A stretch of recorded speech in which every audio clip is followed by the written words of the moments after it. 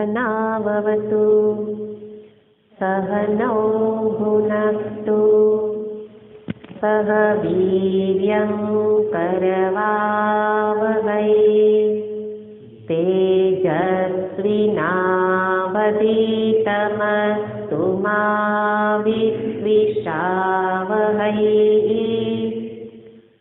ॐ शान्ति शान्ति शान्तिः। शङ्करं शङ्कराचार्यं केशवं बादरायणं सूत्रभाष्यकृतौ वन्दे भगवन्तौ पुनः पुनः। ईश्वरो गुरुरात्मेति मूर्तिभेदविभागिने व्योमवद्व्याप्तदेहाय दक्षिणामूर्तये नमः। ॐ पार्थाय प्रतिबोधितां भगवता नारायणेन स्वयं तेन ग्रथितां पुराणमुनिना मध्ये महाभारतम् अद्वैतामृतवर्षिणीं भगवतीम् अष्टादशाध्यायिनीम् अम्ब त्वामनुसन्दधामि भगवद्गीते भवद्वेषिणीम् यं ब्रह्मा वरुणेन्द्ररुद्रमरुतः स्तुन्वन्ति दिव्यैस्तवैः वेदैः साङ्गपदक्रमोपनिषदे गायन्ति यं सामगाः।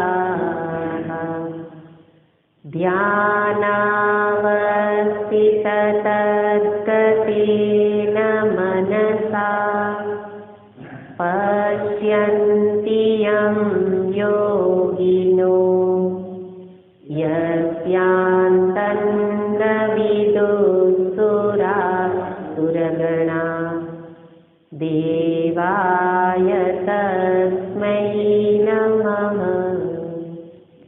यस्यान्तन्न विदुःसुरासुरगणा देवाय तस्मै नमः।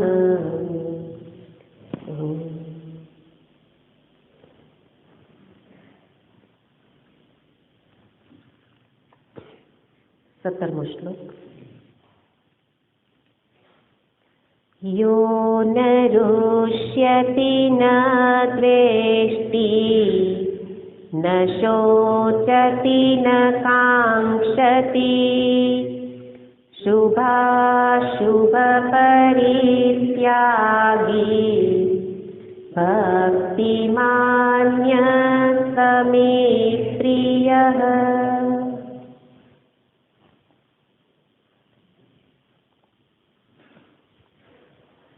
भक्तिमान सह भक्तः मे प्रियः।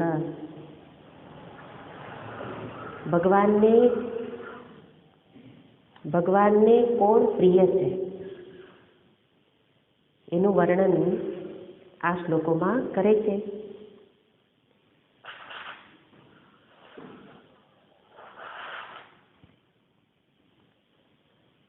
અને ભગવાનને પ્રિય થવા માટે કેટલાક ગુણો જરૂરી છે અને ગુણોની પ્રાપ્તિ પૂર્વે ભગવાનની ઓળખાણ જરૂરી છે। ભગવાન કેવા છે, તો બંને રીતે ઓળખાણ જરૂરી છે. એક છે પારમાર્થિક ઓળખાણ, કે જેને હું ઈશ્વર કહું છું એ ઈશ્વર તો શાસ્ત્ર કહે છે એ સમગ્ર સૃષ્ટિના અભિન્ન નિમિત્ત ઉપાદાન કારણ છે. એટલે કે જે ભગવાન છે એ જ જગતનું કારણ છે. તો પારમાર્થિક દ્રષ્ટિએ આ સમજદારી મેળવી લઉં કે ભગવાન વાસ્તવમાં કોઈ એક મૂર્તિમાં જ બિરાજતા નથી, પણ એની સાચી ઓળખ કઈ છે, તો કે સર્વ જગત એના કારણ રૂપે છે. અને કારણ જ હંમેશા કાર્યમાં વ્યાપ્ત હોય. એનો અર્થ શું થયો? કાર્ય એટલે જગત, જગત રૂપે પણ પરમાત્મા જ છે. એટલે કારણ રૂપે પણ તે, કાર્ય રૂપે પણ તે. આ પ્રકારનું જેને જ્ઞાન છે એ છે જ્ઞાની. એવો જ્ઞાની અને સાથે કેવો છે? ભક્ત. એટલે પારમાર્થિક જ્ઞાન તો છે, પણ જગતમાં જ જીવે છે. અને જગત એ તો એમાં તો દ્વૈત રહેલું છે, ભેદ રહેલો છે. તો જ્યાં ભેદ રહેલો છે તો પારમાર્થિક સમજ તો કઈ છે? અભેદની. પણ વ્યવહાર કાળે તો ભેદને જુએ છે. તો ત્યારે એનું વર્તન કેવા પ્રકારનું? ત્યારે એની બીજી ઓળખ, ભગવાનની બીજી ઓળખ, કે જે ભગવાન કારણ રૂપે છે એ જ જગત રૂપે છે, એ જ સર્વમાં વ્યાપ્ત છે. પરમાત્મા જગદીશ, જગદીશ્વર એ કેમાં છે? સર્વત્ર નામ રૂપમાં વ્યાપ્ત છે. તો વ્યવહાર કાળે જ્યારે નામ રૂપને જુએ છે ત્યારે એને કઈ સમજદારી છે? તો કે છે સર્વ નામ રૂપમાં જે વ્યાપ્ત છે.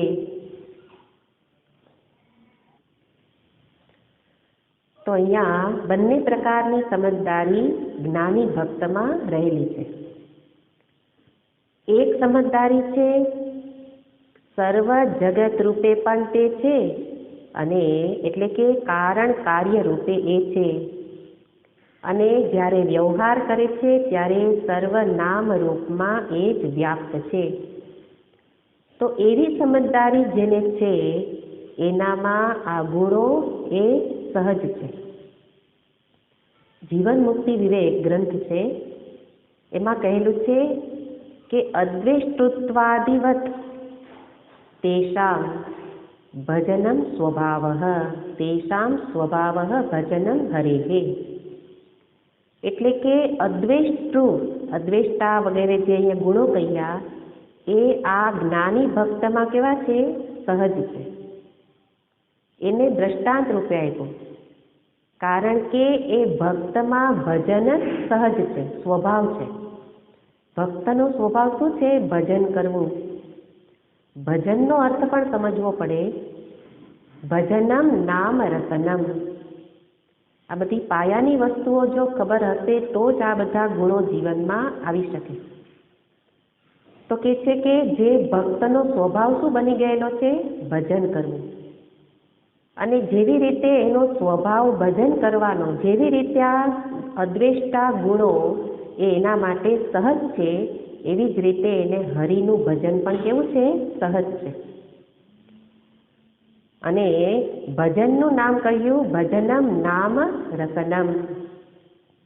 ભજન એટલે ખાલી કીર્તન નહીં. ખરેખર આપણે તેને ભજન ગાવા કહીએ છીએ એ શું છે? કીર્તન છે. પણ ભજનનો અર્થ તો કરે છે રસનમ.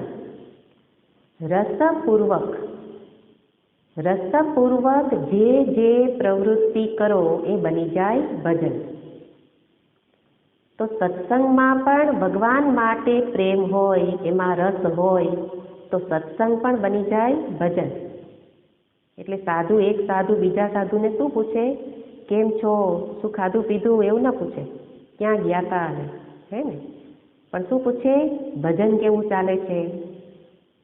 તો ભજનનો અર્થ જીવનની બધી ક્રિયા ભજન બની શકે જ્યારે એમાં રસ ભળેલો હોય. તો કે અમને રસ તો છે જ, જીવવાનો ખૂબ રસ છે, પણ કયો રસ, જે રસ હરિનો રસ, જે રસ પેલા ભજનમાં ગાય છે ને, ધ્રુવ પ્રહલાદે ચાખ્યો, શુકદેવે ચાખ્યો, એ રસ જેને છે એ પછી જ્યારે ગુણ લીલાનું કથન કરે તો એ બની જાય ભજન. એટલા માટે જેનો ભજન જ સ્વભાવ છે એના જીવનમાં આ બધા જ ગુણો સહજ રીતે જ પ્રાપ્ત થઈ જશે. એવું અહીંયા આ ગુણોને જોતા પહેલા જાણવું પડે કે પૂર્વે આટલી સમજદારી જરૂરી છે. અને એવા ભક્તના લક્ષણમાં કહ્યું કે એ ક્યારેય, હવે સમજવું પડે કે સ્વભાવથી જ એનામાં ક્યાંય હર્ષના આવેશ નથી કે ક્યાંય દ્વેષ પાત્ર નથી. આગળ સમજદારી જોઈ કે સર્વ કંઈ એક પરમાત્મા જ હોય તો કોનો હર્ષ કરે, કોનો દ્વેષ કરે. નિર્વૈર સર્વભૂતેષુ યસ મામેતિ પાંડવ, એ નિર્વૈર બની જાય. આવી સમજદારી છે, સર્વભૂતોમાં જે એકને જુએ છે એ સ્વભાવથી કેવો હોય, નિર્વૈર, કોઈના માટે વેર નથી, દ્વેષ નથી અને થઈ ન શકે. અને સાથે હર્ષ, તો કે હર્ષ ભગવત સંબંધી કર્મમાં તો હોય, આનંદ ક્યાં આવે છે એને, ભગવત સંબંધી કર્મમાં. પણ જે સંસારમાં જે હર્ષ, એવો હર્ષ જેને નથી. એ રીતે હર્ષ બે પ્રકારે જોવાનું. આનંદ અર્થ લઈએ તો સુખ, તો કે જ્યારે હર્ષ શબ્દને આપણી ભાષામાં અર્થ લઈએ, પહેલાં આપણે અર્થ જોયો હર્ષાવેશ, આવેશમાં આવી નથી જતો, પણ આપણે જે હર્ષ શબ્દ કહીએ જાણીએ છીએ તો એવો હર્ષ ભક્તમાં છે, પણ ભગવત સંબંધી કર્મમાં હર્ષ છે, પરંતુ હર્ષસ્ય કર્તા ન ભવતી. એનો અર્થ શું, તો કે જે શરીર આદિ સાથેના તાદાત્મ્યથી એક આવેશ આવે છે અને હું સુખી, હું હર્ષિત, એવા પ્રકારનો અભિગમ જેનો નથી.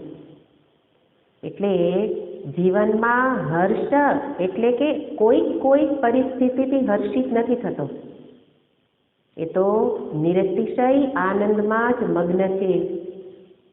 એક અખંડ આનંદ પરિપૂર્ણ સ્વરૂપને જેણે જાણી લીધું એને ક્યારેય પણ હર્ષનો વિરોધી છે અપ્રિય, દ્વેષ, એવું થતું નથી. એટલે કે સદાય હર્ષિત જ છે. એટલા માટે કોઈ એક ગૃહસ્થી કે જે આવા કોઈક સજ્જન હતા અને જેને ભગવત સંબંધી ઓળખાણ છે, ભક્ત છે, એમને જ્યારે કહેવામાં આવ્યું ગૃહસ્થી છે, એમને ત્યાં પુત્રના ઘરે પુત્રનો જન્મ થયો, દાદા બન્યા. તો ત્યારે એમને કહેવામાં આવ્યું કે આપ દાદા બની ગયા, આપને ઘરે પુત્રનો અવતાર થયો છે. તો કહે છે કે સમુદ્રમાં એક બૂંદ વધારે, હે ને, એક બૂંદ, એમાં સમુદ્રમાં એક બૂંદ વધારે પડી. એનો અર્થ શું થયો, તો કે સમભાવ, હર્ષના આવેશમાં ઓહો મારે ત્યાં પુત્ર થયો, અને જે આનંદનો અતિરેક થઈ જાય છે એવો એણે ન દર્શાવ્યો. એટલે કોઈના માટે હર્ષિત નથી થતો એમ દ્વેષ નથી થતો.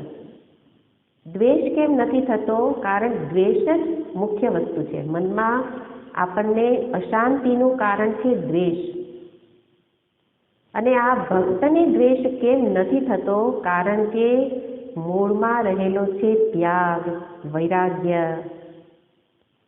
જેને હવે બીજું કંઈ કામનું જ જણાતું ન હોય એની કંઈ હાનિ થાય, કંઈ લૂંટાઈ જાય તો એનાથી એને કોઈ ફેર પડતો નથી. એટલે ભક્તની સ્થિતિ કેવી છે કે કોઈ બળદના શિંગડા ઉપર કોઈ મચ્છર બેઠું હતું અને એ મચ્છર સતત બળદને હેરાન કરે કાનમાં ગણગણીને. અને થોડી વાર થઈ તો એને થયું કે મેં બળદને બહુ હેરાન કર્યો. એટલે પછી બળદને કહે છે કે બળદ, ક્ષમા માગું છું, મેં તને બહુ હેરાન કર્યો. બળદ કે તું બેઠો તો એ મને ખબર નથી, તો ગણગણતો તો એ તો ક્યાંથી ખબર હોય? હું તો કોઈ હેરાન થયેલો જ નથી. એની જેમ આપણને એવું લાગે કે આપણે બીજાને હેરાન કર્યા, જ્ઞાની ભક્તની વાત છે, પણ ભક્ત માટે તો એના તરફ કોઈ દ્રષ્ટિ જ નથી, એનું કોઈ મૂલ્ય જ નથી. તો કે તમે હેરાન કર્યા પણ મને તો તમારી હાજરીની પણ ખબર નથી. એકની જ હાજરી જેને અનુભવાય છે. એટલા માટે ભક્તને કોઈ દ્વેષ નથી અને બીજા જેવું જ નથી તો દ્વેષ પણ કોનો કરે? એટલે કહ્યું ન રુષ્યતિ ન દ્વેષ્ટિ ન શોચતી, શોક નથી થતો. અને કદાચ આપણા જીવનમાં જોઈએ કે થોડો શોક થાય તો પણ જ્યારે કંઈ કથા વાર્તા સત્સંગ કરીએ તો તરત જ એ શોક જતો રહેતો હોય. કેમ જતો રહે? કારણ કે જે બેઠા બેઠા વાગોળીને શોક કેવી રીતે થાય છે? કંઈક કલ્પના કરી.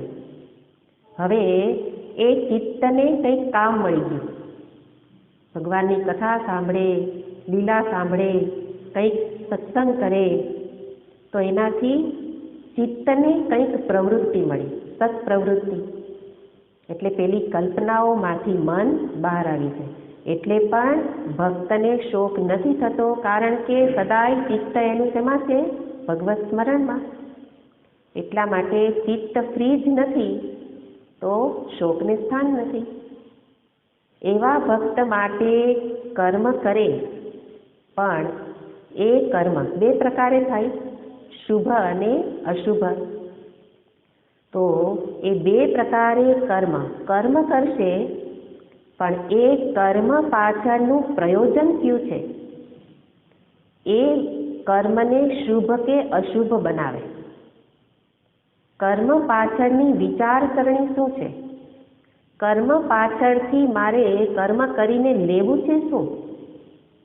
એ જ કર્મને આ શુભ છે કે અશુભ છે એવું બનાવે. તો જ્યારે મારે કંઈક સુખ જોઈએ છે, દુઃખથી ભાગવું છે, એવી વ્યક્તિ માટે કહેવામાં આવે કે શુભ કર્મ કરો અને અશુભ કર્મ છોડો.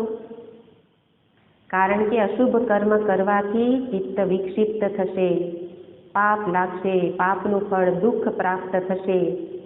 એટલે અશુભ છોડો. અશુભની આશંકા આવે તો પણ છોડી દઈએ. કેમ? કારણ કે અશુભ કર્મનું ફળ છે પાપ અને પાપનું ફળ છે દુઃખ, અને મારે દુઃખ જોઈતું નથી. તો આપણા માટે કહેવામાં આવે કે કંઈક સારું ચોઘડિયું જઈને શરૂ કરો, કંઈક સત્કર્મ કરો. કોઈ અશુભ કર્મ કરતું હોય તો કહેશે ન કરો. કેમ કહેવું પડે? કારણ કે મારે સુખ જોઈએ છે, દુઃખ જોઈતું નથી. જ્યારે ભક્તની સ્થિતિ તો કેવી છે? આનંદમાં જ મગ્ન છે. આનંદમાં જ મગ્ન છે. એને સુખ દુઃખ એવા કોઈ ભેદ જ હવે રહેલા નથી. તો પછી કર્મ પાછળનું એવું કોઈ પ્રયોજન જ નથી કે એ કરીને સુખી થવું કે કરીને દુઃખી થવું. એટલા માટે એની દ્રષ્ટિ શુભ અશુભ કર્મ પર નથી, પણ કરે છે ઈશ્વરાર્પણ ભાવથી દરેક કર્મને કરે છે. કારણ કે ચિત્ત હવે ભગવાનને સોંપેલું છે, સ્મરણ એનું છે. એટલે ચિત્ત જ્યારે ભગવાનને સોંપી દો પછી કોઈ અશુભ કર્મ પણ તમારું કંઈ બગાડી શકે નહીં. આ વસ્તુ આપણે બરાબર સમજવી પડે. નહીં તો અશુભ કર્મ એકવાર થયું હોય પણ એની આશંકાથી એ સતત વ્યક્તિ દુઃખી થતી રહે, કારણ કે એનાથી મને કંઈ હાનિ થશે એવો ભય છે અને શુભ કરીને કંઈક પ્રાપ્તિ થશે. પણ ભક્તની સ્થિતિ કેવી છે? તો કે ભક્તને ભગવાનમાં એટલો ભરોસો છે કે એને ક્યારે પણ હાનિ થવાનો ભય જ નથી, એટલે અશુભનું ચિંતન જ નહીં થાય. મળવાનું બધું મળી ગયું અને અંતરમાં પ્રાપ્ત છે, એને કોઈ લૂંટી શકે એમ નથી. સુખ મારામાં જ છે, એને કોઈ લૂંટી શકે એમ નથી, એટલા માટે પણ અશુભની ચિંતા નથી. એટલે ભગવાનના સ્વભાવને એ જાણે છે. સ્વભાવ કેવો છે ભગવાનનો? કે એક વખત જે પકડે એને પછી છોડતા નથી. તૃણાવર્તને આકાશમાં, તૃણાવર્ત ભગવાનને આકાશમાં ઉપાડીને ઊંચે ઉડાડીને લઈ ગયો અને પછી તૃણાવર્તે ભગવાનને પકડ્યા. તૃણાવર્તે પકડ્યા એટલે ભગવાને પણ તૃણાવર્તનું ગળું પકડી લીધું. છે ને, કથામાં આવે છે, તૃણાવર્તે ભગવાને તૃણાવર્તનું ગળું પકડી લીધું અને ગળું પકડીને પછી તો દબાવીને, એ તો રાક્ષસ હતો એટલે સંહાર કર્યો. પણ એના ઉપરથી જોવાનું, ભગવાન કહે છે, પેલો કે છોડો કે પણ મને શું કરું, છોડતા જ નથી આવડતું. એક વખત પકડાઈ ગયા પછી હું કોઈને છોડી શકતો નથી. પૂતનાને પકડી અને પૂતનાને છોડી નહીં, પોતાનામાં સમાવી લીધી, ઉદ્ધાર કર્યો. એવી રીતે આવા અશુભ પ્રવૃત્તિ કરનારા, અશુભ સ્વભાવવાળા રાક્ષસોને છોડતા નથી, તો ભક્તને તો ક્યાંથી છોડે? એટલા માટે ભક્તને કોઈ શુભ અશુભની ચિંતા નથી, જે આપણને સતત બનેલી રહે છે. આવું થશે તો, આવું થઈ ગયું, આવું થશે તો, હે ને? પણ ભક્ત બની જાઓ એટલે કહ્યું ને પહેલા પ્રારંભમાં કે એક વખત આવો ભક્ત હોવ તો શુભ અશુભની ચિંતા ટળી જાય. યસ સર્વત્રાન ભિસ્નેહ તત્તત પ્રાપ્ય શુભાશુભમ. ભગવાન બીજી જગ્યામાં પણ છે, બીજા શ્લોકોમાં શુભાશુભ ફલૈરેવમ મોક્ષ્યસે કર્મ બંધનૈ. આ બધા કર્મથી જે ઉપર ઉઠી ગયો અને એનું કારણ છે મૂળમાં સમજદારી. અને એ સમજદારી જેને છે એને ક્યાંય પણ શુભ કર્મ અશુભ કર્મ એનું કંઈ બગાડી શકે નહીં કે એના સુખમાં વૃદ્ધિ પણ કરી શકે નહીં. એટલા માટે આ સતત આ વસ્તુનું આપણને સ્મરણ છે કે દરેક કર્મ ભક્ત માટે શુભ જ છે. કેમ શુભ છે? કારણ કે મનની દરેક વૃત્તિ ઈશ્વરને લઈને ઉઠે છે, ભગવત સંબંધી વૃત્તિ ઉઠે છે. અને જે વૃત્તિ ભગવાન સાથે જોડાય એ તો કેવી હોય? શુભ, પવિત્ર જ હોય. કારણ કે સ્વયં ભગવાન પવિત્ર છે. અમંગલ્યમ શીલમ તવ ભવતુ નામૈવમખિલમ સીતા ભસ્માલેપઃ સ્રગપી નૃકરોટી પરિકરઃ. શિવજીનું આવું વર્ણન કર્યું કે બધું જ અમંગળ ધારણ કર્યું. શિવ મહિમ્ન સ્તોત્રમાં બધું જ અમંગળ ધારણ કર્યું, પણ અમંગલ્યમ શીલમ, આખું એમનું ચારિત્ર દેખાવ જ કેવો છે? અમંગળ. પણ છતાંય આપનાર શું છે? મંગળ. એવા મંગળ કરતા ભગવાન સાથે જેનું ચિત્ત જોડાઈ જાય એને આ શુભ અશુભની ચિંતા રહેતી નથી. અને એટલા માટે અહીંયા કહે છે ભક્ત તરીકે અશુભ અશુભ એ કેવો છે? શુભાશુભ પરિત્યાગી. આ પરિત્યાગી શબ્દ મહત્વનો છે. પરિત્યાગી એટલે જે શુભ અશુભનો ત્યાગ કરે છે એવો અર્થ નથી, પણ પરિત્યાગીનો અર્થ છે પરિત્યક્તુમ શીલમ. પરિત્યક્તુમ શીલમ એટલે જેનો ત્યાગ કરવાનો સ્વભાવ બની ગયેલો છે. એટલે જેને શુભ અશુભ એવા ભેદ જ જણાતા નથી. ભેદ જણાતા નથી એટલા માટે એ શુભ કરવા જશે, અશુભથી ભાગે એવું પણ એના જીવનમાં નહીં જોવા મળે. તો એ રીતે અહીંયા દર્શાવે છે કે શુભાશુભ પરિત્યાગી સહ ભક્તિમાન, એ ભક્તિમાન મને પ્રિય છે. તો એવો ભક્તિમાન ભગવાનને પ્રિય છે. અને એ ભક્તિમાન એટલે ગયા વખતે અર્થ જોયો તો કે જે ભક્તિથી યુક્ત છે. કોણ ભક્તિથી યુક્ત છે? જ્ઞાની ભક્ત, એટલે કે જેને જ્ઞાન પણ છે અને ભક્તિ પણ છે. એટલે બ્રહ્મનિષ્ઠ મહાત્માઓ એ પરમ ભક્ત હોય.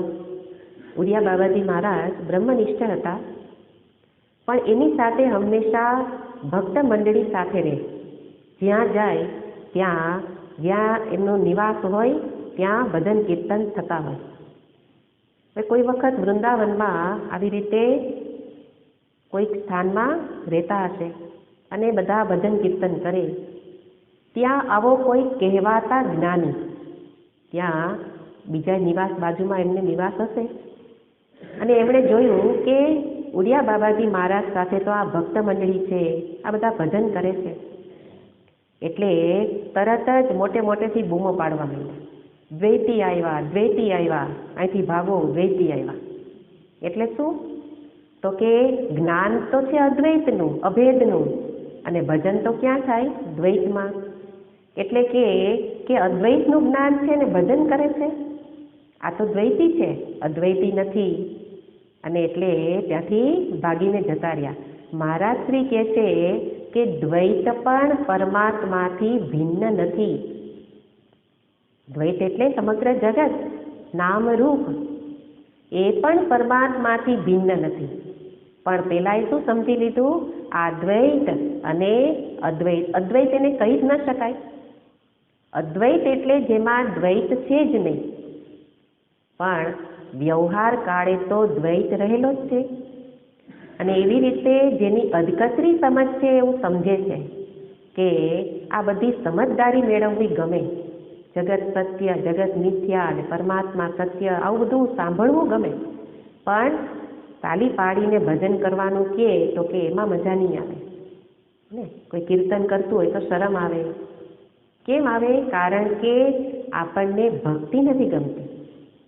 પણ બ્રહ્મનિષ્ઠ મહાત્મા હતા છતાંય સદાય ભજનમાં રત હતા, કીર્તનમાં જ મસ્ત હતા. એટલે કે એ બધા મહાત્માઓ, ભગવાન પોતે કહે છે કે એ મહાત્માઓ જે ભક્ત છે એના વિના હું અધૂરો છું.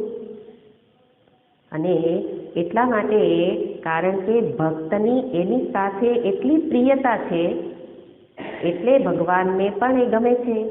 આ તો પરસ્પર છે કે ભક્તની એટલું તાદાત્મ્ય છે ભગવાન સાથે.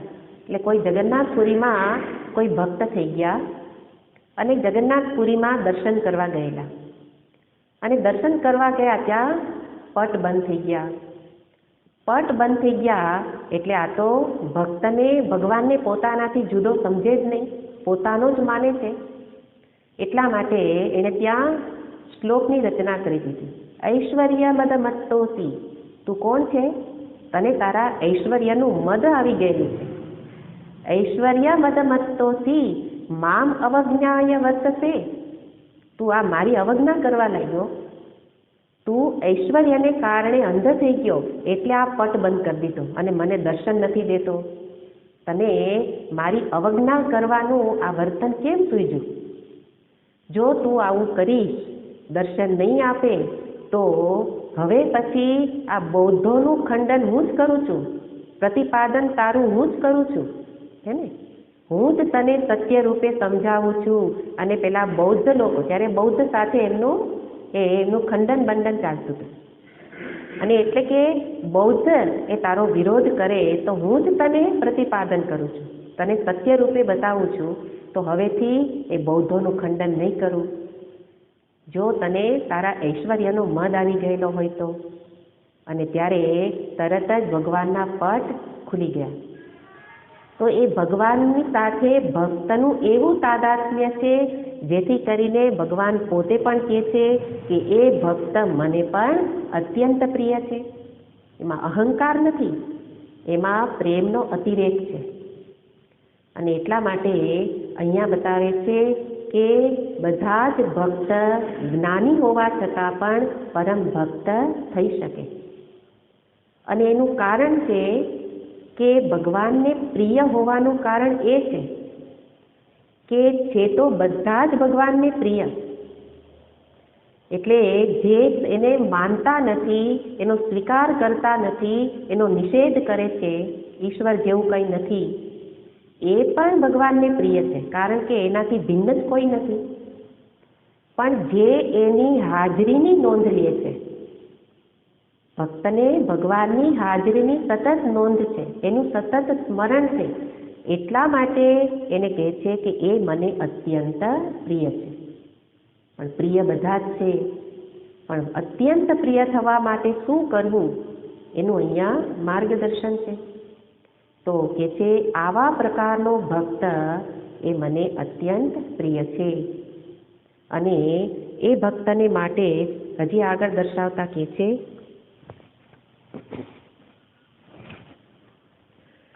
18મો શ્લોક. समशत्रौ च मित्रे च तथा मानापमानयोः शीतोष्णसुखदुःखेषु समसंगविवर्जितः. समशत्रौ च मित्रे च. આ શ્લોક ગીતાજીના 2-3 શ્લોકો એવા છે કે જેના ઉચ્ચારણમાં મોટાભાગના લોકો ભૂલ કરે છે. એક છે અશ્વત્થ, હે ને 15મા અધ્યાયમાં શ્લોક છે, તો શબ્દ જ્યાં 2 થી 3 જગ્યાએ અશ્વત્થ શબ્દ આવે છે. તો જ્યાં જ્યાં અશ્વત્થ હોય ત્યાં આપણે શું બોલીએ? અશ્વસ્થ. અને હું સાથે બીજું વાક્ય બોલું કે કોઈ અસ્વસ્થ બોલે તો હું અસ્વસ્થ થઈ જાઉં. કે અસ્વસ્થ નથી, અશ્વત્થ ત છે, સ નથી. એવી રીતે અહીંયા સમહ પછી શું બોલીએ? શત્રૌ. અને કેટલાક બોલે શત્રૌ, છે ને. મોટા ભાગે આપણે પાઠ કરતા હોઈએ, પ્રારંભમાં પાઠ કરીએ છીએ ત્યારે જોવાનું કે મોટા ભાગના લોકો બોલે છે સમ શસ્ત્રૌ. શસ્ત્રૌ બોલીએ છીએ ને, પણ શસ્ત્રૌ નથી. શું છે? શત્રૌ. શત્રુ એના ઉપરથી શબ્દ છે શત્રૌ, શત્રુમાં. એટલે સમહ, શત્રુમાં પણ સમભાવ, મિત્રમાં પણ સમભાવ. શત્રુ અને મિત્રમાં જેને સમભાવ છે, તથા માન અપમાન યોહો, અને સાથે માન અપમાનમાં પણ સમત્વ. શીત ઉષ્ણ સુખ દુઃખેશુ સમહ, એમાં પણ સમહ. શીત ઠંડી હોય, ગરમી હોય, શીત ઉષ્ણ સુખ દુઃખ, સુખ મળે દુઃખ મળે, બધામાં જે સમ છે એ જ કોણ છે? સંગ વિવર્જિત, બધા જ સંગથી રહિત છે આવો ભક્ત. એટલે જે ભગવાનને અત્યંત પ્રિય છે એ ભક્તમાં કયા લક્ષણો છે, અને મારે પ્રિય થવું હોય તો મારામાં શું જરૂરી છે એ બંને જોવાનું છે. અહીંયા કહે છે કે જે સમ છે, સમ છે એટલે કોઈ એક પક્ષમાં જતો રહેતો નથી, સંપૂર્ણ નિર્દ્વંદ્વ. આ બધા જ શબ્દનો એક અર્થમાં જવાબ દેવો હોય તો ભક્ત કેવો છે? સંપૂર્ણ નિર્દ્વંદ્વ. નિર્દ્વંદ્વ એટલે અહીંયા બતાવ્યાથી શું છે? દ્વંદ્વ છે. દ્વંદ્વ એટલે જોડકા. એક વખત માન આપશે તો સામે અપમાન પણ આવશે. એક દ્વંદ્વ, એક પક્ષમાં જશો તો બીજો પક્ષ પ્રાપ્ત થશે. એકમાં શત્રુતા હશે તો બીજે મિત્રતા થશે, મિત્ર હશે તો બીજો શત્રુ હશે. એવી રીતે અતિશય ઠંડી જેને લાગે એને અતિશય ગરમી પણ થશે. પણ જે ઠંડી ગરમી, સુખમાં અત્યંત સુખી તો દુઃખ પણ એને એટલું જ હેરાન કરશે. અને કારણ એણે આ દ્વંદ્વમાં જ જેની સ્થિતિ છે. પણ ભક્ત કેવો છે? બધા જ દ્વંદ્વોથી પર એટલે સમહ. સમહ એટલે જેને કોઈ સાથે શત્રુતા નથી, કોઈ સાથે મિત્રતા પણ નથી. મિત્ર એટલે પોતાનો પ્રિય. તો જો એકને પ્રિય કહેશો તો બીજો અપ્રિય થશે જ. એટલે કે છે શત્રુ અને મિત્ર એવા જેને ભેદ નથી. અહીંયા જ્ઞાની ભક્તની વાત છે. જે આગળ આપણે ઓળખાણ એની જોઈ, સમજદારી એની અંતરની સમજદારી જોઈ આપણે, તો એ સમજદારીને સામે રાખો તો શત્રુ મિત્રના વિભાગ થઈ જ ન શકે. જ્ઞાનીની દ્રષ્ટિ કઈ છે? એક અખંડ અદ્વૈત પરિપૂર્ણ ચૈતન્ય જે સર્વત્ર વ્યાપ્ત છે એ જ હું છું. તો પોતાને પરમાત્માથી કેવો જુએ છે? અભિન્ન. અભિન્ન જુએ છે એટલે જેને ક્યાંય ભેદ જ જણાતો ન હોય, તો શત્રુ મિત્રના ભાવ તો ક્યાં આવે? ભેદ હોય ત્યાં. પણ જ્ઞાનીને તો કોઈ ભેદ જણાતો નથી, એટલે કે ભેદ જુએ પણ ભેદને સત્ય માનતો નથી. અભેદ જ સત્ય છે, એક પરમાત્મા સત્ય છે, એ જ સર્વમાં વ્યાપ્ત છે. એવી જેની સ્થિતિ છે એવા જ્ઞાની, જેને પોતાના દેહાદિને પણ પોતાના નથી માનતો, શરીરાદિથી પણ ઉપર ઉઠી ગયેલો, શરીરાદિમાં પણ જેને તાદાત્મ્ય નથી, તો એવા તાદાત્મ્ય રહિત જ્ઞાની પુરુષ, એના માટે બીજા જેવું જ કંઈ નથી. તો પછી આ શત્રુતા અને મિત્રતા તો ક્યાં હોય? ઉપાધિના સ્તરે. ઉપાધિ એટલે શરીર, મન, ઇન્દ્રિય, બુદ્ધિ. તો માન અપમાન કોને લાગે? મનને. શત્રુ મિત્ર શરીરને આધીન હોય, માન અપમાન મનને આપે. પણ જે પોતાને શરીર નથી સમજતો, જે પોતાને મન રૂપે જાણતો નથી, એને આ ધર્મ, શરીરના ધર્મ કે મનના ધર્મ સ્પર્શી શકે નહીં. એટલા માટે એ કોઈ વ્યક્તિ, પોતે તો કોઈને નથી જોતો, પણ કોઈ જ વ્યક્તિ એને શત્રુ મિત્ર રૂપે જુએ. હે ને? કોઈ વ્યક્તિ એને કોઈ કહેશે, ધારો કે જ્ઞાની ભક્ત છે અને કોઈ એવો બ્રહ્મજ્ઞાની સંત પુરુષ છે, તો કોકને સંત પુરુષની નિંદા કરે છે અને કોક એના વખાણ, પ્રશંસા કરે છે. તો એ બીજાની દ્રષ્ટિએ નિંદા અને પ્રશંસા છે, અને બીજાની દ્રષ્ટિએ માન અને અપમાન બીજાને જણાય છે. પણ જ્ઞાની ભક્તની દ્રષ્ટિ એ દ્વંદ્વ ઉપર નથી. એટલા માટે પણ એ બંને સ્થિતિમાં કેવા રહે છે? સમ. અને એ સમત્વની સ્થિતિ ઘણા બધા મહાપુરુષોમાં જોવા મળે, ઘણા બધા દ્રષ્ટાંત છે. એટલે અહીંયા બધા દ્રષ્ટાંતોને અધીન જ આપણે જોઈ શકીએ કે સમત્વ એટલે શું. શત્રુ મિત્ર, માન અપમાન, એમાં સમતા એટલે શું? તો અયોધ્યાના રાજા થઈ ગયા, રાજા ઇક્ષ્વાકુ હતા, ભગવાન રામના જ વંશમાં. ઇક્ષ્વાકુ રાજા અયોધ્યાના હતા, અને આમ જુઓ તો એ વંશમાં ભગવાન રામનો જન્મ કેમ થયો, આપણા વંશમાં કેમ નથી થતો? હે ને? એ જોવું હોય ને તો ભગવાન રામના વંશજોના જીવનને જોવા પડે. તો રઘુકુળ, તો રઘુ રાજા, એમના કેટલા બધા દ્રષ્ટાંતો છે. આ ઇક્ષ્વાકુ રાજાના જીવનનું દ્રષ્ટાંત છે કે એટલા બધા ધર્માત્મા હતા કે ધર્મને અધીન જ રાજ્યનો કારભાર ચલાવે. અને કોઈક વખત કોઈક બીજા રાજાએ એના રાજ્ય પર ચડાઈ કરી એટલે તરત મંત્રી કહે છે કે આપણા રાજ્ય પર ચડાઈ કરી છે બીજા રાજાએ. તો પૂછે છે કે એ રાજા ધર્માત્મા છે? તો મંત્રી કહે કે હા, મારી જ્યાં સુધી જાણ છે ત્યાં સુધી એ ધર્મને અધીન એનું રાજ ચલાવે છે, એના રાજ્યમાં પણ ધર્મ છે, અધર્મ એટલો ફૂલ્યો ફાલ્યો નથી, ધર્માત્મા છે. તો બરાબર, એ રાજાને રાજ્ય લઈ અને એ પણ કેવી રીતે રાજ્ય શાસન કરશે? ધર્મને અધીન. તો એ રાજા પણ ધર્માત્મા જ હોય તો મારી પ્રજાને કંઈ નુકસાન નહીં થાય. એટલે રાજાને કહો કે ચડાઈ ન કરે, અમે આ અયોધ્યા એને આપી દઈએ છીએ. કારણ કે હું શાસન કરું કે એ કરે એમાં શું ફેર પડશે? મારી પ્રજા તો સુખી જ થશે, કારણ કે એ ધર્માત્મા છે, હું ધર્માત્મા છું. તો રાજાને કહે છે કે આ અયોધ્યાને સોંપી દીધું. સોંપી દીધું એટલે ન દ્વેષથી, એનામાં દ્વેષ પણ નહોતો. આગળ જોયું ને કે દ્વેષ નહોતો, નહીં તો દ્વેષ હોત તો શું થાત? રાજ્ય છોડીને બીજા રાજ્યમાં જતો રહે, ઇક્ષ્વાકુ રાજા જતા રહે. પણ પોતે તો એ જ રાજ્યમાં રહ્યા, એક ઝૂંપડી બનાવી, ઝૂંપડીમાં રહ્યા અને ભિક્ષાટન કરે કે મારું કામ પૂરું, હવે મારું કામ તો રાજા સંભાળે છે, તો હવે હું મારું સ્મરણ કરું, ભજન કરું.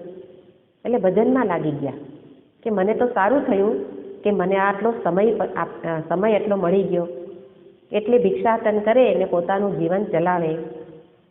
અને ત્યારે પેલા રાજાનું મન પીગળી ગયું કે મેં ક્યાં રાજ્ય પર ચડાઈ કરી કે જેના રાજા આવા સંત મહાત્મા છે. એટલા માટે એ પ્રસન્ન થઈ અને અયોધ્યા એણે પાછું સોંપી દીધું.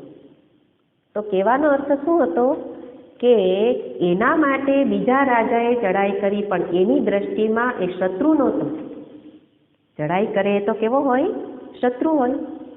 પણ રાજા ઇક્ષ્વાકુની દ્રષ્ટિમાં એ શત્રુ નહોતો, એટલા માટે પેલી વ્યક્તિને પણ એ શત્રુભાવ દૂર થઈ ગયો.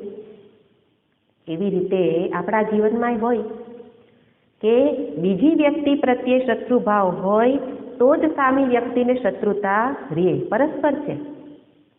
પણ શત્રુતાને દૂર કરવી હોય તો પહેલ હું જ કરું, હે ને? એને જે માગણી છે સોંપી દો. સોંપી દીધું તો એની માગણી પૂરી થઈ ગઈ. માગણી પૂરી થયા પછી વિચાર તો કરશે કે એ કેવો ઉદાર છે, એને મારા ગુણ દેખાશે. ગુણ દેખાશે તો શત્રુભાવ દૂર થઈ જશે. તો લડાઈ કરવાથી ક્યાંય પણ શત્રુતા દૂર ન થાય. એટલે આપણે જોઈએ છીએ કે આપણા દેશની આજુબાજુ એ બધા એક જ ઈરાદાથી બેઠા હોય, પણ આપણે યુદ્ધને હંમેશા ટાળતા હોઈએ. નહીં તો કે યુદ્ધ કરી જ નાખો, શત્રુ છે. પણ શત્રુ છે, યુદ્ધ કરવાથી શું થશે? એમાં કેટલી બધી જાનહાનિ થશે. તો એ બધા વિચાર કરીને આ શત્રુતાને ધીરે ધીરે દૂર કરવી જરૂરી છે. પણ આ તો ભક્ત છે, એનામાં તો અંતરમાં કંઈ મેળવવાની ઈચ્છા જ નથી. પ્રાપ્ત કરવાનું તો કરી લીધું. નિત્ય પ્રાપ્ત એવા પરમાત્મામાં જેની સ્થિતિ હોય એને હવે શું પ્રાપ્ત કરવાનું? એટલા માટે ભક્ત, એટલા માટે તો ભગવાન કહે, દુર્વાસાજી એ તો આપણે જાણીએ છીએ કે ક્રોધિત સ્વભાવના હતા, પણ ઋષિ હતા. અને એટલા માટે કોઈક વખત એમના કોઈક એવા કાર્યને અધીન એ દુર્વાસાજી એની પાછળ કોઈકે એનું કથા છે, એની પાછળ ચક્ર ફર્યું કે એની પાછળ સુદર્શન ચક્ર એમનું ફેંકેલું હતું. એ તો ભગવાન જ ફેંકે, ભગવાનનું નહોતું. પણ એ કહેવાનો અર્થ છે ભગવાન નારાયણની શરણમાં આવ્યા કે મને બચાવો, બચાવો. ત્યારે ભગવાન કહે છે કે તમને બચાવવાનું આપણે પ્રાર્થના કરવાની જ ન હોય, કારણ કે જ્યાં જ્યાં મારા સંત છે, મારા ઋષિ મુનિઓ છે, એ તો મારું હૃદય છે. એ ન હોય તો મારું અસ્તિત્વ જ નથી. એટલા માટે એટલે સુધી કે મારી સાથે મારી પત્ની લક્ષ્મીજી, એનો પણ મને એટલો સ્વીકાર નથી જેટલો સ્વીકાર મને આપનો છે. એટલા માટે ક્ષમાને કોઈ સ્થાન જ નથી. તો કહેવાનો અર્થ છે કે એ ભગવાન એમના ચિત્તની સ્થિતિ જોઈને ભગવાન કહે છે. દુર્વાસાજી માટે આપણી એક અભિગમ એવો છે કે ક્રોધિત હતા, પણ એમના ચિત્તને ભગવાન જુએ છે કે સ્મરણ તો એમને પરમાત્માનું જ રહેતું હતું. અને એવી રીતે ભગવાન કહે છે અહીંયા કે આવા પ્રકારનો ભક્ત કે જેને કોઈ શત્રુતા નથી, ક્યાંય મિત્રતા નથી, એવા ભક્તને માટે ભગવાન કહે છે મને એવો ભક્ત પ્રિય છે કે જેને માન અપમાન એના ઉપર પણ દ્રષ્ટિ નથી. તો એવો ભક્ત જે છે એના માટે હમણાં જ જોયું કે એક ઉત્તમ પ્રકારનો ભક્ત છે કે જે અહીંયા હમણાં વાત કરી કે જે ઉત્તમ પ્રકારના ભક્તની તો એવી જ સમજદારી છે કે એક ઈશ્વર સિવાય બીજું કંઈ નથી. એટલે એની દ્રષ્ટિમાં તો શત્રુ મિત્ર ભાવ નથી. પણ ભાગવતમાં ભગવાન કહે છે કે બીજા પ્રકારનો ભક્ત હોય. અહીંયા ભગવાન વાત કરે છે એ ઉત્તમ ભક્તની છે, પણ ભાગવતમાં કહે છે કે બીજા પ્રકારનો ભક્ત હોય કે જે મધ્યમ કક્ષાનો છે. તો મધ્યમ કક્ષાના ભક્તમાં કેવી સ્થિતિ હોય? તો કે એના માટે ક્યાંય શત્રુતા મિત્રતા નથી. પણ ક્યાં નથી? તો કે છે દરેક પાત્ર મુજબ એનો ભાવ બદલે છે. ઈશ્વરમાં તો કે એને તો સમર્પણ જ છે મધ્યમ કોટીના ભક્તને, પણ જે પાપી છે એના પર એને કૃપાનો ભાવ છે, અને જે બીજા કોઈ એની સાથે દુર્વર્તન કરે, ગેરવર્તન કરે, એના ઉપર એને કેવો ભાવ છે? ઉપેક્ષાનો ભાવ છે. તો પેલા ઉત્તમ કોટીના ભક્તને તો સમભાવ છે. આ સમત્વ શબ્દ જે કહ્યો, સમભાવ એટલે બધા માટે એક સમાન ભાવ છે. પણ મધ્યમ કોટીનો ભક્ત છે એના માટે ભગવાન કહે છે કે ઈશ્વર તદધીનેષુ, ઈશ્વર માટે તો સંપૂર્ણ ભક્તિ છે, સમર્પણ છે, અને એની અધીન છે, એની સાથે મિત્રતા છે. હે ને? ભક્તને ભક્ત સાથે શું હોય? મિત્રતા. અને જે એના વિરોધી છે એના માટે કૃપાનો ભાવ છે. એટલે કૃપા કેમ છે? કારણ કે બિચારો મૂર્ખ છે, અજ્ઞાની છે, જે સમજતો નથી કે ભગવાન વાસ્તવમાં કેવા છે. એ ભગવાનનો વિરોધ કરે તો વિરોધ સાથે એ શત્રુભાવ નથી રાખતો, પણ કેવો ભાવ રાખે છે? કૃપાનો ભાવ. અને જે સંપૂર્ણ રીતે, જે સંપૂર્ણ અધમ કોટીનો છે એની ઉપેક્ષા ભાવ છે. તો જેવી રીતે પ્રહલાદજીના જીવનનું દ્રષ્ટાંત છે આ વસ્તુને સમજવા માટે, કે જ્યારે કોઈ વ્યક્તિ એના માટે શત્રુભાવ રાખે ત્યારે ભક્તની સ્થિતિ કેવી હોય. તો એક પછી એક પ્રયોગો પ્રહલાદજીને મારવા માટે હિરણ્યકશિપુએ કરેલા, અને અંતે જ્યારે કોઈથી કામ ન થયું ત્યારે એણે હાથમાં ખડગ ઉપાડ્યું, અને ખડગ ઉપાડી અને પ્રહલાદજીને જ્યાં મારવા જાય છે અને ત્યાં જ ભગવાન પ્રગટ થયા, નૃસિંહ ભગવાન. અને સ્તંભની વાર્તાઓ આપણે બધા જાણીએ છીએ. તો નૃસિંહ ભગવાન પ્રગટ થયા અને ભગવાને તરત જ પેલા હિરણ્યકશિપુને માર્યા, અને પ્રહલાદજીને તરત ખોળામાં બેસાડ્યા, આશ્વાસન આપ્યું, અને સાથે ક્ષમા માંગી કે મારે આવવામાં મોડું થઈ ગયું. હવે હું તારા ઉપર એટલો પ્રસન્ન છું કે તું જે માગે તે હું આપું, તું માગ, તું માગીશ તો મને આનંદ થશે. પણ પ્રહલાદજીની માગણી, જે આપણે ઘણી વાર કહી છે કે માગણી કરવી હોય તો પ્રહલાદજી જેવી હોય. તો પ્રહલાદજીએ કહ્યું કામાના મૃદિ અસમરોહ. આપને ઈચ્છા જ હોય કે મને કંઈક આપવું છે તો એવું આપો કે મારા અંતરમાં કોઈ કામના જ ન ઉઠે, માગવાની ઈચ્છા ન થાય એવું આપો. અને સાથે બીજું માગ્યું. શું માગે છે?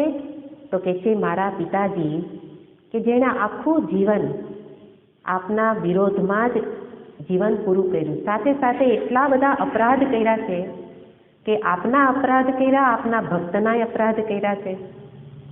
એમના અપરાધોને જુઓ તો એમણે ભયાનક પાપ કર્યું છે. એ ભયાનક પાપનું પરિણામ જ્યારે હું વિચાર કરું છું તો હું ધ્રુજી ઉઠું છું અને ત્યારે મને જે કહ્યું ને કૃપાનો, એ તો એણે તો શત્રુભાવથી જીવન આખું વિતાયું, પણ પ્રહલાદજીને કોઈ એવો ભાવ નથી, એટલા માટે એના પર કહે છે કૃપા કરો, કૃપા કરીને એને નરકની યાતનાથી છોડાવો. કોના માટે માગણી કરી? જેણે જીવનભર પુત્રને શત્રુ માનેલો હતો. કારણ કે શત્રુનો મિત્ર એ પણ કોણ કહેવાય? શત્રુ. ભગવાન વિષ્ણુ એ હિરણ્યકશિપુના શત્રુ હતા, અને વિષ્ણુનો ભક્ત શત્રુનો મિત્ર, હે ને? એ પણ કેવો બની ગયો? શત્રુ. એટલે કે જેણે જીવનભર શત્રુતા રાખી અને અનેક અપરાધો કર્યા, એના માટે પણ ભક્તનું હૃદય કેવું હોય? તો કે એ સમભાવ, કૃપાનો ભાવ. અને એ કૃપાના ભાવથી એ શું કરે છે? તો છે માગણી કરે છે કે એને નરકની યાતનાથી મુક્ત કરો. તો જ્યારે ભક્તોના જીવનના આવા દ્રષ્ટાંતો જોઈએ ત્યારે એમ થાય કે એક ભક્તિથી ચિત્તની આવા પ્રકારની સ્થિતિ બની જાય. પણ તુલસીદાસજી મહારાજ કહે કે આવા પરમ ઉદાર, પરમ કલ્યાણકારી, કૃપાનિધિ એવા ભગવાનની જે ભક્તિ ન કરે, આટલા દ્રષ્ટાંતો જાણ્યા પછી કે ભગવાન કેટલા ઉદાર છે, ભક્ત વત્સલ છે, એના આવા ગુણોને જાણ્યા વિના એની ભક્તિ નથી કરતા, એ તો કેવા છે? તો કે શિંગડા અને પૂંછડા વિનાના પશુ જેવા છે. તુલસીદાસજી મહારાજ કહે છે કે ખાલી સિંગ પૂંછ નથી, બાકી છે તો કેવા? પશુ. કારણ કે ભગવાનના આવા લક્ષણોને જ જાણ્યા નથી. અને આપણે એ સાથે જોઈએ કે ખાલી ભક્તમાં જ સમભાવ નથી, સ્વયં ભગવાનમાંય સમભાવ છે. સમત્વ ભાવ ભગવાને મહાભારત યુદ્ધમાં બતાવ્યો છે. આપણને એવું લાગે કે ભગવાન હંમેશા પાંડવ પક્ષમાં હતા અને પાંડવોને મદદ કરી. એક દ્રષ્ટિએ જોઈએ તો આપણને એવું જ લાગે. પણ મહાભારત યુદ્ધ જ્યારે પૂરું થયું અને પિતા દ્રોણાચાર્ય એમનું મૃત્યુ થયેલું હતું, એનું વેર વાળવા અશ્વત્થામા એ જ્યારે બીજા પાંડવોને મારવા જાય છે, પણ વધ થઈ ગયો પાંડુપુત્રોનો, અને એણે નારાયણાસ્ત્ર છોડ્યું. અને એ છોડ્યું ત્યારે ભગવાન પેલા નારાયણાસ્ત્ર છોડીને સીધો એ ઉત્તરાના ગર્ભમાં એ અસ્ત્ર જાય છે ને ઉત્તરાના પુત્ર પરીક્ષિત, અભિમન્યુ ઉત્તરાના પુત્ર પરીક્ષિત એનો ગર્ભમાં જ વધ થઈ ગયો. અને જન્મે છે ત્યારે કેવું બાળક છે? મૃત છે. તો જ્યારે મૃત બાળકને જોયું ત્યારે બધા જ શોકાતુર થઈ ગયા. અને પાંડવો તો હંમેશા ભગવાનને યાદ કરે, કે છે કે કૃષ્ણ તમે બધું જ કરી શકો, આ બાળકને જીવિત કરી દો, નહીં તો આપણો વંશ કેમ ચાલશે? અને એટલા માટે કહે છે કે એને જીવિત કરો. ત્યારે ભગવાન કહે છે કે જો અત્યાર સુધી હું રહ્યો છું તો પાંડવોના પક્ષમાં રહ્યો છું, તો અર્જુનનો સારથી, અર્જુન પક્ષમાં યુદ્ધ કર્યું છે, અર્જુનના માટે હિતકારી રહેલો છું, પણ જો મારા મનમાં પાંડવો અને કૌરવો એ બંને પ્રતિ કોઈ પણ ભેદભાવ ન હોય તો આ મૃત બાળકને જીવિત કરો. જીવિત થાય. અને તરત જ બાળક જીવિત થઈ ગયું. જીવિત થઈ ગયું એનું કારણ શું હતું? ભગવાનની ચિત્તની અવસ્થા હતી કે જો આ મારું વચન ખોટું ન હોય તો બાળક જીવિત થાય, અને વચન ખોટું નહોતું. એનો અર્થ ભગવાને ત્યાં સિદ્ધ કર્યું કે કૌરવો માટે પણ મને કોઈ દ્વેષ નહોતો, ન દ્વેષતી, અને શત્રુતા પણ નહોતી, પણ અધર્મના માર્ગે હતા, એટલા માટે એને દંડ થવો જોઈએ. તો જ્યારે દંડ કરે છે ત્યારે પણ ચિત્તની ભગવાનની સમસ્થિતિ છે. એ રીતે આ સમત્વને સામે રાખી અને બધા જ ભક્તોના જીવનને જોઈએ ત્યારે આપણને પણ બોધ મળે કે સમતા એટલે શું? સમતાનો અર્થ અધર્મને પણ પાલીએ પોષીએ એવું નથી. ભગવાનની જેમ વર્તન હોય. અધર્મ છે તો એ દંડનીય છે, પણ મારું ક્ષેત્ર શું છે મારે જોવાનું. અધર્મી છે, દંડ મારે કરવા યોગ્ય છે તો કરું. માતા પિતા છું તો બાળક ઉપર મારો અધિકાર છે, પણ બીજા ઘણા અધર્મી છે એની સાથે હું શત્રુતા ન કરું.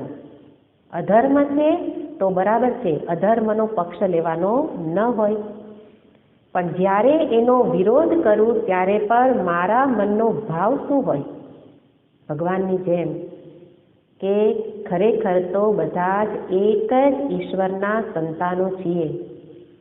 એક માતા પિતાના બે સંતાન હોય, એમાં એક ધર્મી હોય બીજો અધર્મી હોય, તો એ અધર્મી બાળક માટે પણ એ કદાચ કુપુત્ર થઈ જાય પણ કુમાતા ન ભવતી. એવી રીતે હું પણ એવા પ્રકારની જ્યારે ચિત્તની સ્થિતિ જાળવું એને કહેવાય સમત્વ. અને એ જ સમતા માન અને અપમાનમાં. જેવી રીતે શત્રુ મિત્ર માટે સમભાવ, એવી જ રીતે માન અપમાનમાં. કે ઘણીવાર આપણને પ્રશ્ન થાય કે અમે તો એનું કાંઈ બગાડ્યું નહોતું, પણ તોય એણે અમારું અપમાન કર્યું, અમારું નુકસાન કર્યું, તો ત્યારે અમારો શું દોષ? ત્યારે એને પારમાર્થિક રીતે સમજદારી આપવી હોય તો એ જ કહેવાય કે એક સમજદારી એવી આપી શકો કે અત્યારે દોષ નથી કર્યો, પૂર્વના આ તો કર્મના ફળ છે, તો પૂર્વ જીવનમાં કંઈક શત્રુતા થયેલી હશે એટલા માટે અપમાન કર્યું. એક જવાબ એવી રીતે આપી શકાય કે અત્યારે વાંક નથી, પણ પૂર્વે કંઈક દોષ થયેલો છે અને એનું ફળ અત્યારે મળ્યું. અને બીજી સમજદારી કે આ જન્મ લેવો એ જ સૌથી મોટો દોષ છે. જન્મ લીધા પછી આપણે દોષની પરંપરા ચાલુ જ રાખીએ છીએ, અત્યારે નહીં તો પહેલા. તો એક વખત જન્મ લીધો, જન્મનું મૂળ છે અજ્ઞાન, છે ને? આ કોઈ પણ જન્મ લઈએ એનું મૂળ શું છે? અજ્ઞાન. અને અજ્ઞાનને કારણે દેહાદિમાં તાદાત્મ્ય. તો દેહાદિમાં તાદાત્મ્ય હોવાથી પેલી વ્યક્તિના શબ્દો મને સ્પર્શી ગયા. એણે કહ્યું એ તો મારા મનને ચોટ લાગે છે, પણ મારું મન એ જ બની ગયું હું. એટલા માટે મન સાથેના તાદાત્મ્યને કારણે અપમાનજનક શબ્દ મને અસર કરે છે. તો બે સમજદારી છે કે એક સમજદારીમાં છે કે દોષ અત્યારે નહીં, પૂર્વે થયેલા છે એટલે અપમાનજનક શબ્દ સાંભળવા મળ્યા. અને બીજી સમજદારી કે જન્મનું મૂળ અજ્ઞાન છે, અજ્ઞાનને કારણે દેહાદિમાં તાદાત્મ્ય છે, તાદાત્મ્યને કારણે એમણે કહેલા શબ્દોની અસર મન પર થઈ જાય છે. બાકી એ પ્રકારનું વર્તન વ્યવહાર જ્ઞાની ભક્ત સાથે પણ થાય છે, પણ એને એની અસર થતી નથી. કેમ નથી થતી? જડ નથી, પણ પોતાના મનથી પોતાને ભિન્ન જુએ છે. તો એ પ્રકારની જેની સમજદારી છે એને માન આપે કે અપમાન કરે, એના મનમાં એ અસર થવા દેતા નથી. અને અસર ન થાય તો એનો સમય મરણમાં લાગી રહેશે. અને આપણા માટે શું થાય? એની બધી અસરોથી એનું ચિંતન ચાલે અને ભગવત ચિંતન થઈ શકતું નથી. તો ભગવત ચિંતન નિરંતર થાય એના માટે આ બધા જ ગુણ જીવનમાં હોવા જરૂરી છે. જેના જીવનનું લક્ષ્ય સંસાર છે એના માટે અહીંયા કોઈ વાત કરવામાં આવતી નથી. અહીંયા તો ભક્તને માટે વાત છે કે જેના જીવનનું લક્ષ્ય પરમાત્મા છે, જેને નિરંતર સ્મરણ કરવું છે પણ થતું નથી, એને કહેવામાં આવે છે આ સમજદારીથી જીવન જીવીએ તો આ ગુણો જીવનમાં આવશે, અને આ ગુણો હશે तो निरंतर स्मरण पण बनेલું રહેશે અને જેને નિરંતર સ્મરણ હશે એ ભક્ત ભગવાનને અત્યંત પ્રિય છે એવું અહીંયા કહે છે. ઓમ પૂર્ણમદ પૂર્ણમિદં પૂર્ણાત પૂર્ણમુદચ્યતે પૂર્ણસ્ય પૂર્ણમાદાય પૂર્ણમેવાવશિષ્યતે. ઓમ શાંતિ શાંતિ શાંતિ. હરિ ઓમ શ્રી ગુરુભ્યો નમઃ. હરિ ઓમ.